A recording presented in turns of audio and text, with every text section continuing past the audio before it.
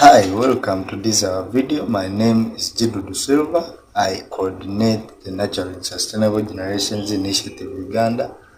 The initiative acts to develop a sense of care for the planet Earth, which is developing positive mindsets of global populations in attempt to create a more sound and prolific change agents in communities, and we are seeing with the young taking center stage.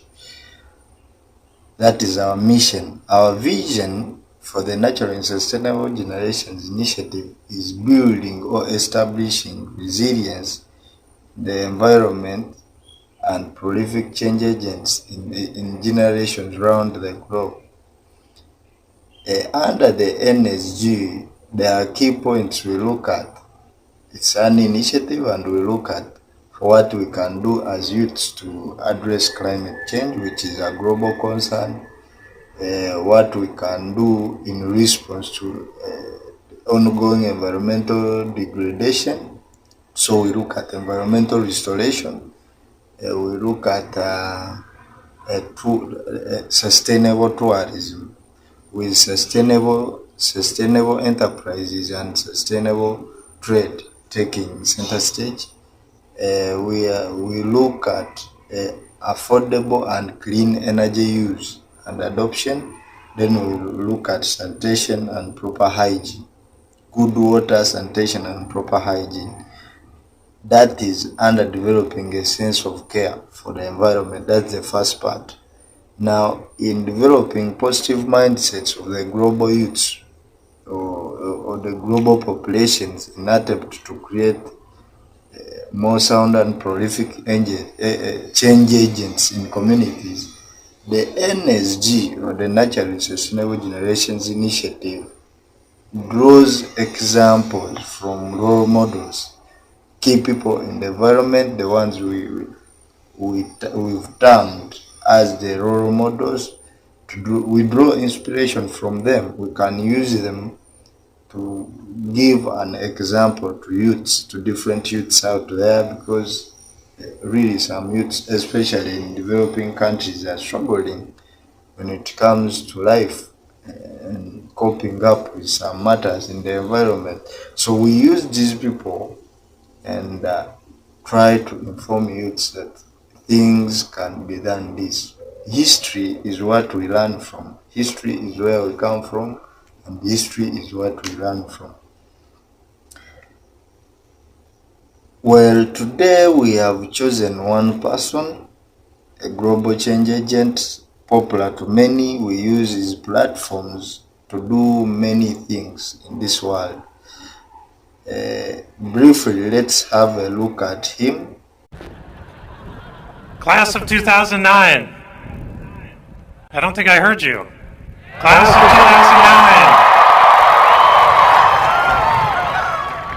2009. First, I want you to stand up and wave and cheer your supportive family and friends. I'm sure you can find them out there. Show your love.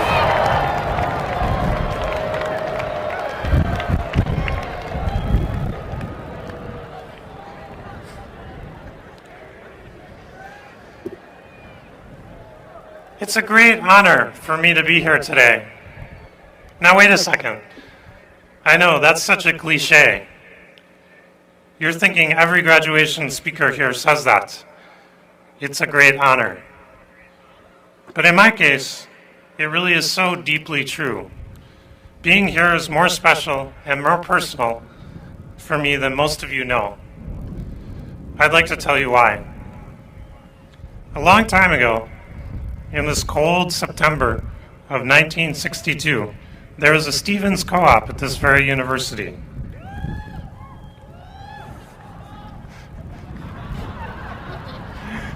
That co-op had a kitchen with a ceiling that had been cleaned by student volunteers probably every decade or so.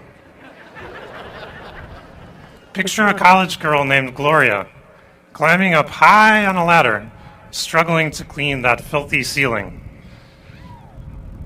Standing on the floor, a young boarder named Carl was admiring the view. And that's how they met. They were my parents.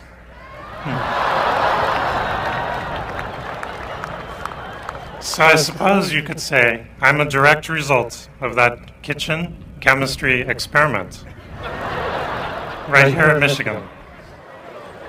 My mom is here with us today, and we should probably go find that spot and put up a plaque on the ceiling that says, "Thanks, Mom and Dad." Everyone in my family went here to Michigan. My brother, my mom, my dad, all of us. My dad actually got the quantity discount. He got all 3.5 of his degrees here. His PhD was in communication science because they thought computers were just a passing fad when he earned it 44 years ago. He and Mom made a big sacrifice for that degree. They argued at times over pennies while raising my newborn brother. Mom typed my dad's dissertation by hand. Kind of ironic given it was a computer science dissertation. This velvet hood that I'm wearing, this was my dad's. This diploma? Yeah.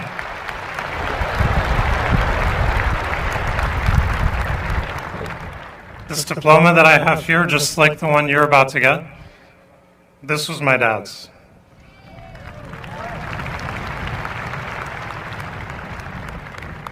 And my underwear? Oh, never mind. Sorry.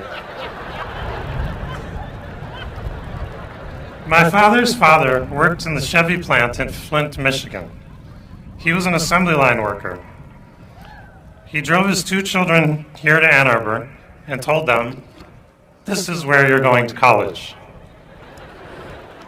I know, it sounds funny now.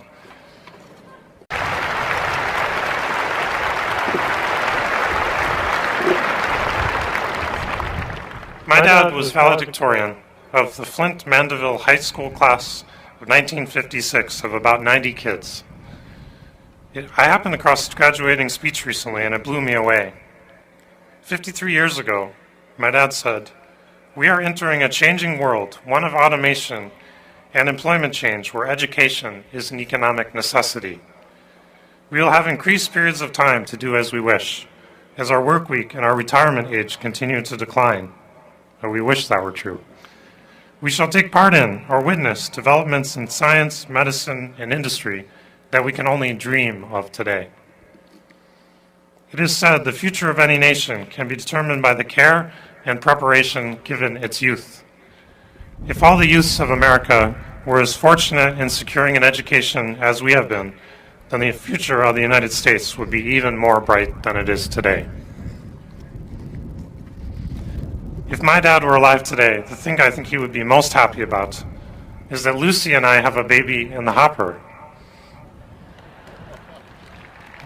Yeah.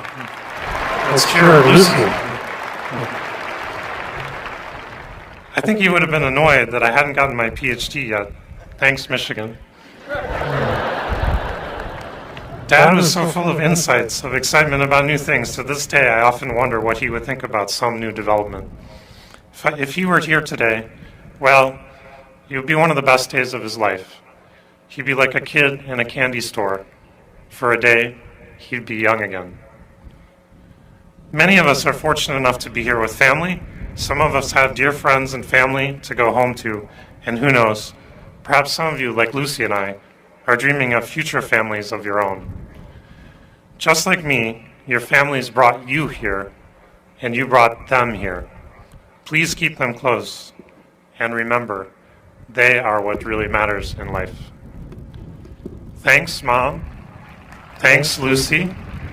And thank you all very much.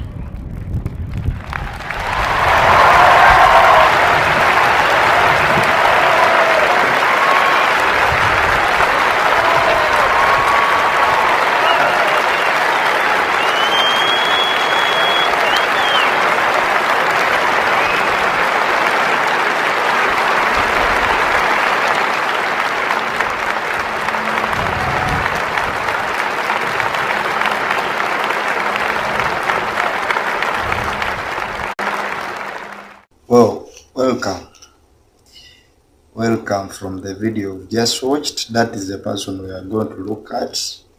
His name is Larry Edward Page. Larry Page.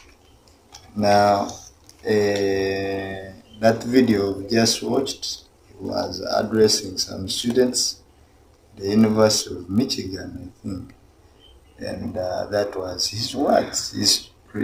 He has a flurry of videos, inspirational stories, and his life mostly as a founder of Google, including his friend Sanjay Brin. But today we are going to look at Larry Page, the founder of Google. Now we've got a brief bio about Larry Page, and it says Larry Page, born March 26, 1973, to Carl Victor and Gloria Page. Larry Edward Page is an American business magnate, computer scientist, and internet entrepreneur who co-founded Google with Sanjay Brin. Page was the CEO, the chief executive officer of Google from 1997 until August 2001, and again from April 2011 to July 2015 when he moved to head as the CEO of Alphabet Inc., which was created to deliver major advancements as Google's parent company. Page has also investments, especially in flying car startup, Kitty Hawks, and Opener. Page received the Marconi Prize in 2004 with the co-founder, the ones who founded Google, Sanjay Brin, and as a controlling shareholder of Google and Alphabet Inc. Page has an estimated net worth of US dollars 95.8 billion according to the Bloomberg Billionaires Index as of April 2023, making him the 8th richest person on the planet. Well, it's not that we've looked at Larry because he's so rich, but then we are looking at how he can inspire many by the fact that we use his platform, Google, to nurture mindsets of global youths. Actually, we use his platform to nurture global youths. So therefore, this makes him a key person in the environment. And that's Larry Page. That is the brief bio about Larry Page. We're not actually interested in his wealth, but then what he's got for us, especially as the youths. We've looked at so many people. We've looked at Sam Walton, those who are dead and even alive now.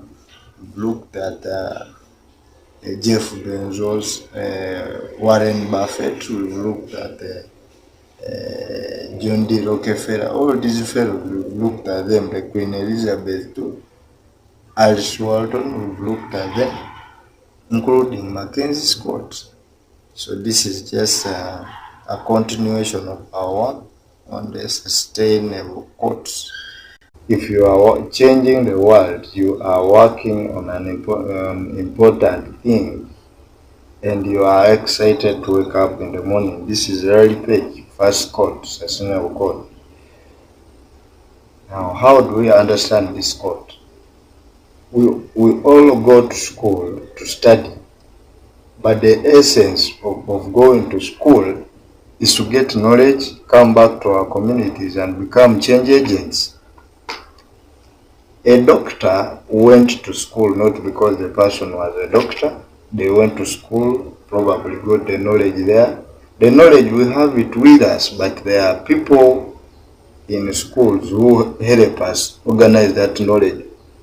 So we have the data with us, and then we go to school so they can turn that data into useful information.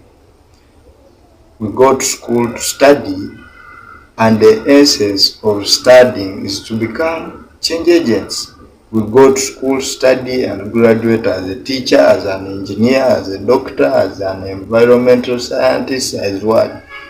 But all these, you don't graduate as an engineer, as a teacher or doctor to treat yourself. No, you come and treat the community, people in the community. You come and serve the community. This is the essence of going to school, becoming better change agents in communities. The one reason why most countries on the African soil or third world countries for this case struggle is because we have very few focused change agents. The one reason some of our countries, Uganda, and some parts of Africa, including all third world countries in this world, some are struggling, is we don't have change agents. After people graduating from school, those who have graduated, they focus on themselves instead of changing the community. We are always seeing doctors demonstrating for increase in pay, salaries in some African states, including my own country. But then these were people who are trained to come and help the community in terms of treating people. So if you are changing, he says, Larry Page says, if you are changing the world, you are working on important things. You are excited to wake up in the morning. Every day I wake up and I'm going to serve people. I'm really so happy because you have a great shoulder. People have got a great shoulder. You have a line ahead of you, and that is a mission to accomplish.